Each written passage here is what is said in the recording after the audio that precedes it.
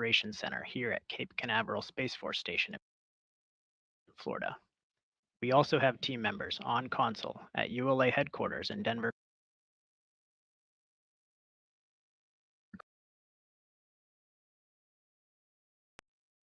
Liftoff is scheduled for 8:56 p.m. Eastern Time. Launch windows vary by mission and are determined by the payload's destination. The USSF 106 mission will be deployed directly into a geosynchronous Earth orbit, or GEO, using ULA's high-performance Centaur V upper stage. Today's coverage will continue through separation of the rocket's payload fairing. For additional real-time mission coverage, launch,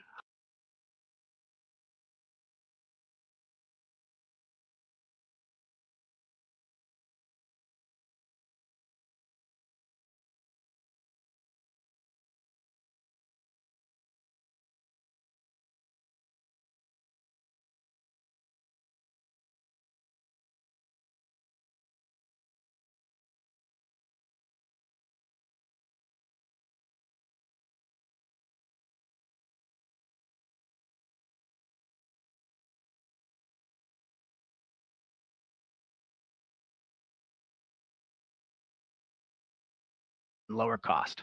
Let's learn more.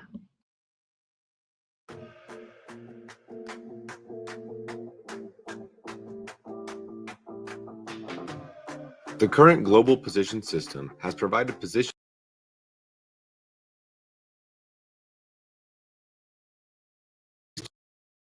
domain becoming increasingly contested.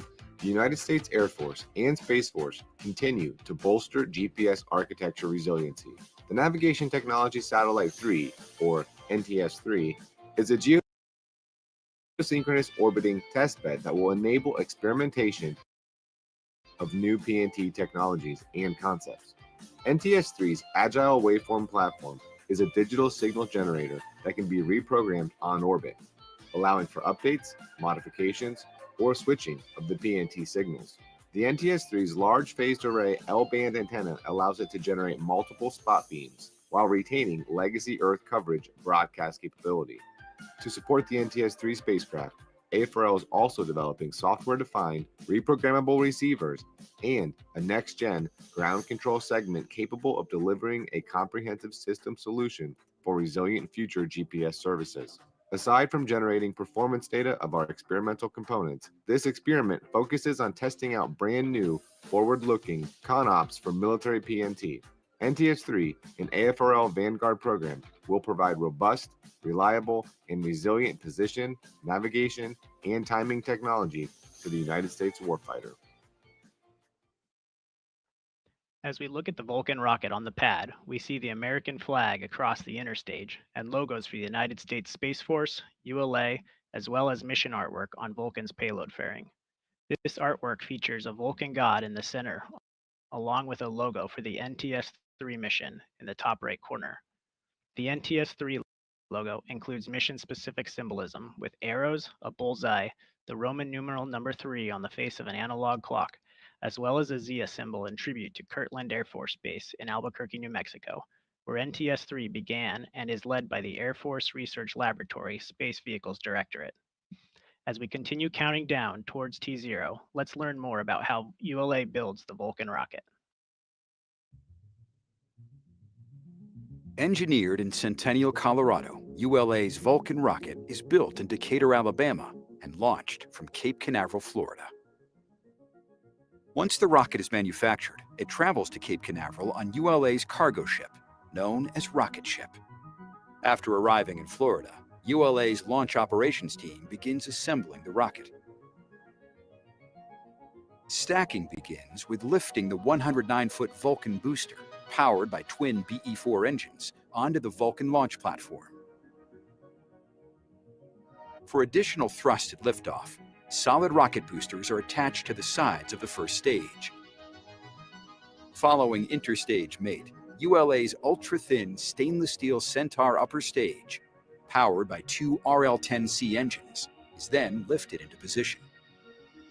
Lastly, the payload fairing, containing the spacecraft, is lifted and mated to the Vulcan rocket. Once assembled, the countdown begins with moving the rocket from the vertical integration facility to the launch pad. The trip to the pad is about 1/3 of a mile. Throughout the 20-minute trip, a support van leads the move, followed by the payload van, providing communication with the spacecraft, and the ground van, providing support to the rocket. The Vulcan launch platform supplies air conditioning, electrical, and propellant lines to the rocket. Track mobiles at the rear power the convoy, which includes an environmental control system, providing air conditioning to the payload and rocket, as well as a backup generator. Vulcan arrives at the pad for fueling and other final preparations, and once fueled, weighs nearly 1.7 million pounds and stands 202 feet tall. As we approach liftoff, I'm joined by ULA President and CEO, Tori Bruno. Welcome, Tori. Thanks, Chris. Good to see you. It's good to see you too. We're a few minutes from liftoff. How you feeling? Well, I'm feeling great. I mean, this is such an important moment for us to see Vulcan enter service, especially in the national security mission. The rocket's looking beautiful. The weather is clean. We're pretty excited. Great. Liftoff's always an exciting thing to see, but equally exciting for me is the flight of the second stage. Centaur is just an amazing vehicle. Absolutely, especially Centaur 5. And it really makes this mission that much more significant for us because this is literally the mission that drove the design of Vulcan. It's that direct inject to GSO exotic orbit with a really complex payload and an extraordinarily long mission timeline. It's literally the anchor that designed this entire rocket architecture. So as we enter into service, that's really something special. I might have preferred to have done a nice, easy mission, but hey, this is what we built this rocket for, and it's about to go do it. Great. Well, thank you, Tori, for your time. We appreciate the interview. You bet. Thank you. I'm going to get back on console. Great.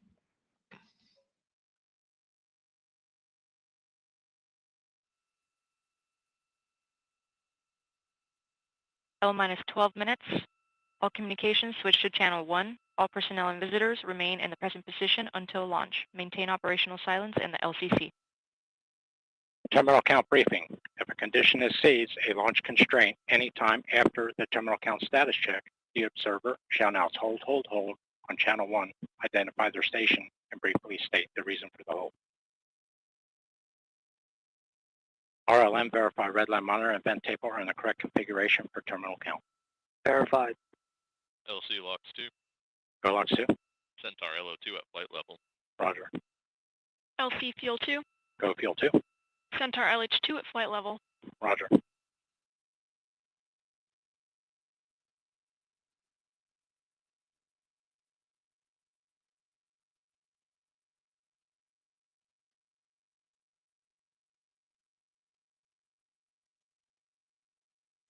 L-minus 11 minutes. LC switch to ready position. All steps are complete prior to the status check.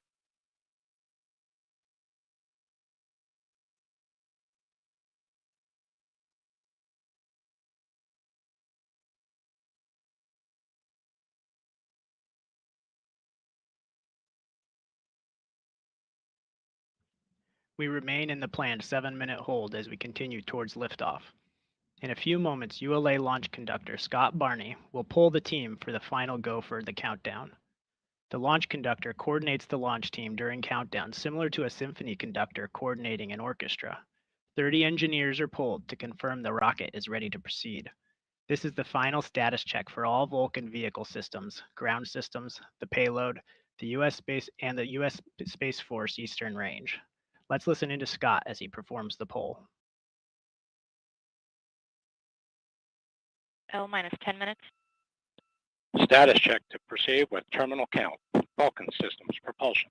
Go. Hydraulics. Go. Pneumatics. Go. LNG. Go. LO2. Go. Water. Go. Centaur systems, propulsion. Go. Pneumatics. Go. LO2. Go. LH2. Go. House gas. Go. Electrical systems airborne. Go. Ground. Go. Facility. Go. RFFTS, Go. flight control, Go. GCQ, Go. op support, Go. com, Go. umbilicals, Go. environmental control systems, Go. redline monitor, go, quality, Go. op safety manager, Go. ULA safety officer, Go. vehicle system engineer, Go. anomaly chief, Go. range and weather, Go. launch director, Clear to proceed. mission director, This is the mission director. You have permission to launch. proceeding with the count. ALC, verify T0 is set for 0056 Zulu. Verified. ABE, issue Polling is MR. complete and the team is go for launch. From now until liftoff, you'll hear launch conductor Scott Barney and the team performing the final steps in the countdown procedure. Several critical activities occur in the final minutes before launch, including verifying fuel tank levels and pressures in the booster and Centaur, and arming the flight termination system. At T-minus 1 minute, the range operations commander confirms the range is green in a green condition for launch, assuring there is no nearby constraints like boats, planes, or weather, and that all tracking systems are operational. At T-minus 25 seconds, you'll hear Go Vulcan, Go Centaur, Go USSF 106. This is the final status check of the rocket and payload readiness. At T-minus 6 seconds, initiation of the launch pad water deluge system occurs. At T-minus 3 seconds, the main engines ignite. Then, after seeing Vulcan liftoff, you'll hear flight commentator Daniel Brunson providing updates as the rocket ascends into space.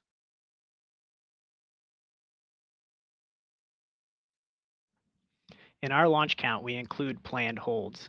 This means that as the launch team and the launch clock are getting closer to liftoff, the clock will pause for short periods of time to allow the team to resolve any issues that might occur in the hours leading to launch. If you're familiar with launch counts, then you might already know that the L- time refers to the actual time remaining until launch, and the T- time refers to the time that reflects these holds. By building in these holds, we give ourselves a higher probability of an on-time liftoff. As we are currently in our 7 minutes hold, we will anticipate releasing the hold in just a few moments. Time will be T-minus 7 minutes and counting. 3, 2, 1, mark. The countdown clock has resumed, and we are go for launch at 8:56 p.m. Eastern Time. After decades of launching our country's most vital assets into space on Atlas and Delta rockets, ULA is proud to continue supporting our nation, launching new capabilities atop our new Vulcan rocket. Let's take a look at our legacy of national security launches.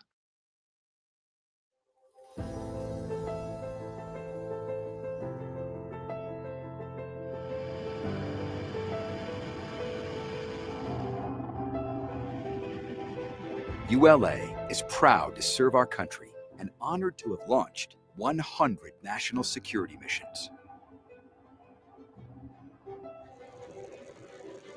The importance of reliably delivering these missions to orbit is never lost on us. They keep our people safe by keeping an eye on our adversaries, delivering critical information to decision makers, providing communication capabilities across battlefields, on land, at sea, in air, and in space. Helping warfighters find their way on the front line and the home front. Monitoring for missile threats. And testing and implementing new technologies that protect our country and our people. 100 national security launches, 100 missions we proudly enable. And we look forward to the next era of national security missions, launching atop ULA's high-performance Vulcan rocket.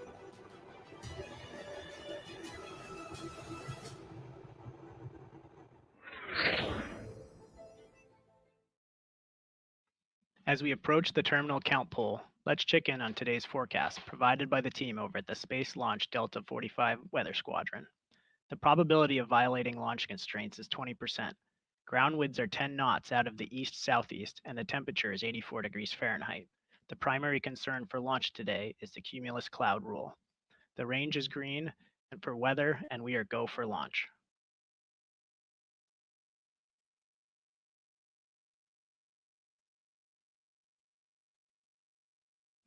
Following liftoff, ULA's Vulcan rocket will be flying an easterly heading from Space Launch Complex 41. Here's a look at today's flight. Following final confirmation of rocket readiness, twin BE-4 engines and 4 GEM 63XL solid rocket boosters produced nearly 3 million pounds of thrust to lift ULA's Vulcan rocket away from Cape Canaveral's Space Launch Complex 41.